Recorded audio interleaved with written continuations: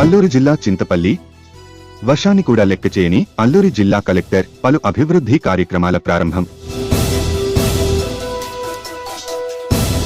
సమగిరి పొర్లుబందలో త్రాగునీటి పథకం నిర్మాణంలో ఉన్నది కార్యక్రమంలో జిల్లా కలెక్టర్ దినేష్ కుమార్. జిల్లా కలెక్టర్ రాకతో గొందిపాకల పంచాయతీ గిరిజన ప్రజలు ఆనందం.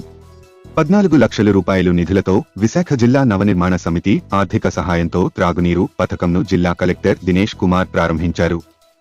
ఈ సందర్భంగా సమగరిలో ఏర్పాటు చేసిన సమావేశంలో కలెక్టర్ మాట్లాడుతూ త్రాగునీటి ఉన్న ప్రతి గ్రామంలో ఒక కమిటీ ఏర్పాటు చేసుకుని త్రాగునీటి పథకం సదుపాయం కల్పించుకోవాలని అన్నారు. అనంతరం ప్రజల సమస్యలు అడిగి తెలుసుకుని వారి వద్ద నుండి వినతి పత్రాలు తీసుకున్నారు. అతి మారుమూల గ్రామమైన పొర్లుబంద గ్రామస్తులు కలెక్టర్ రాకతో గిరిజనులు ఆనందం వ్యక్తం చేశారు. ఎప్పుడు బురద నీళ్లు తాగే మా గ్రామానికి మంచినీళ్లు ఇచ్చిన కలెక్టర్కి కృతజ్ఞతలు తెలియజేశారు. గ్రామానికి రహదారి సదుపాయం కల్పించి అంగన్వాడీ సెంటర్ స్కూల్ బిల్డింగు మంజూరు చేయాలని పొర్లుబంద గ్రామస్తులు విజ్ఞప్తి చేశారు.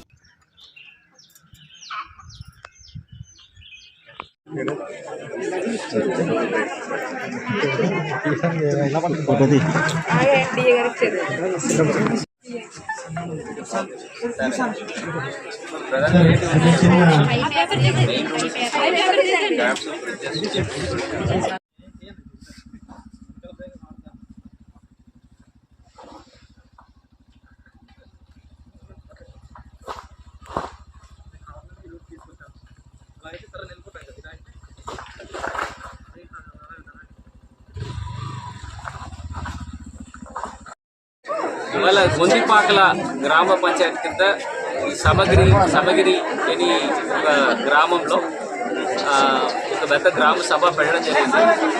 ముఖ్యంగా ఇవాళ ఈ చింతపల్లి మండలం ఈ గొందిపాకలకు రావడానికి ముఖ్య కారణము ఈ వైజాగ్ జిల్లా నవనిర్మాణ సమితి అని ఒక ఎన్జిఓ ఈ జల్ జీవన్ మిషన్ ఈ కార్యక్రమానికి ఉంటున్న గ్యాప్స్ ఐడెంటిఫై చేసేసి ఈ village water and sanitation committees నిర్వహించి ఇక్కడ ఉంటున్న వాటర్ సమస్యలు ఏంటి అని కమిటీ దృష్టికి తీసుకువచ్చేసి కమిటీ అందరూ కూడా ఒక పార్టిసిపేటరీ రూరల్ అప్రైజల్ చేసి గ్రామాల్లో ఉంటున్న ఇన్ఫ్రాస్ట్రక్చర్ గ్యాప్ ఏమున్నాయి, స్ట్రెంగ్స్ అండ్ వీక్నెస్ ఏమున్నాయి అని అన్నీ కూడా పూర్తి స్థాయిలో వాళ్ళు అండర్స్టాండ్ చేసుకొని ఈ జల్ జీవన్ మిషన్ ద్వారా ఉన్న 19 గ్రామాల్లో 16 గ్రామాలకి పూర్తి స్థాయిలో శాశ్వతంగా ఈ డ్రింకింగ్ వాటర్ ఇంటింటికి చేయడం జరిగింది.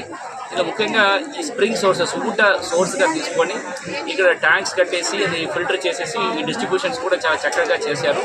ఇలా ముఖ్యమైన ఇది కారణాలు ఈ సక్సెస్ స్టోరీస్ ఎట్లా ఉంటుంది ముఖ్యమైన చూడడానికి వచ్చినప్పుడు ఈ విలేజ్ వాటర్ శానిటేషన్ కమిటీని చాలా గట్టిగా నిర్వహించి వాళ్ళు నాయకత్వంతో ఈ కార్యక్రమం అన్ని కూడా చేసిన వలన ఈ జేజేఎం అనే ఒక కార్యక్రమం ఇక్కడ సక్సెస్ అయింది. సో ఇక్కడ ఉంటున్న ఈ డ్రింకింగ్ వాటర్ డిస్ట్రిబ్యూషన్ ఇది కూడా ఇక్కడే ఇవాళ మనం ఓపెన్ చేయడం జరిగింది.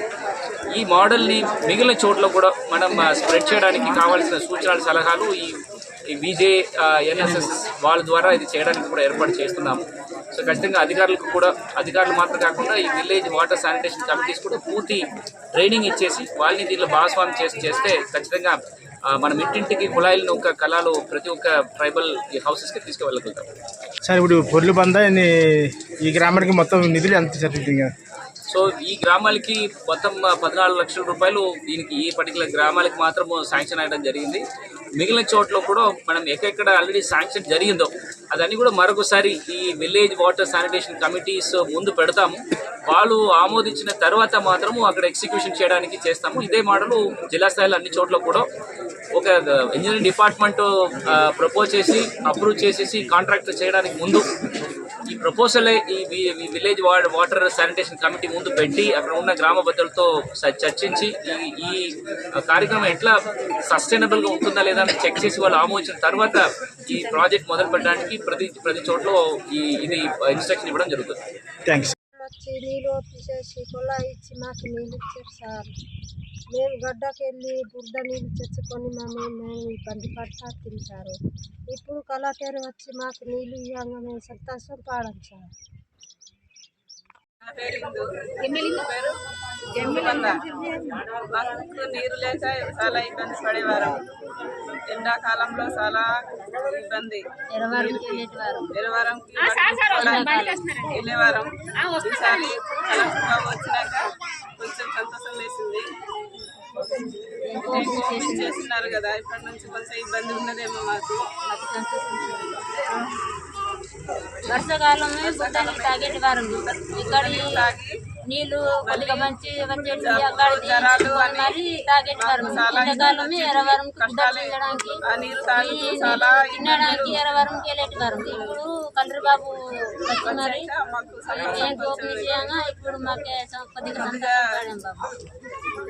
ఇప్పుడు మాకే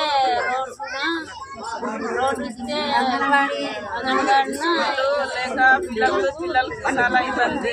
పిల్లలు కూడా చాలా వర్షాకాలం దిగుడు ఉంది, చక్రాయి నుంచి వెళ్ళాలి.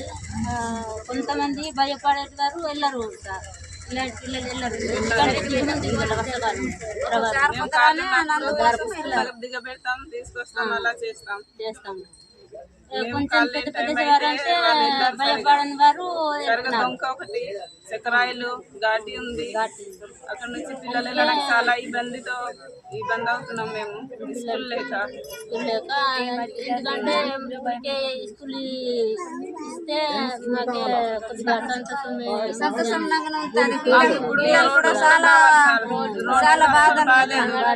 పిల్లలతో ఏదో గర్భిణీ స్త్రీలు కూడా వెళ్ళడానికి చాలా ఇబ్బందిగా ఉంది. రోడ్డు కూడా పిల్లలతో ఏదో బాగాలేనప్పుడు హాస్పిటల్కి కష్టమే ఉన్నది. బండ్లు రావాలన్నా సరే రాలేకపోతున్నాయి, కిందకి ఉండిపోతున్నాయి. మేమే వెళ్ళాలి మళ్ళీ అప్పుడు గర్భితోనివే నడుచుకొని వెళ్తేనే అక్కడ బండి వస్తుంది సెంటర్ కాడ, అక్కడ వెళ్ళి అక్కడ మోస్తానది దమ్ముడు కాడ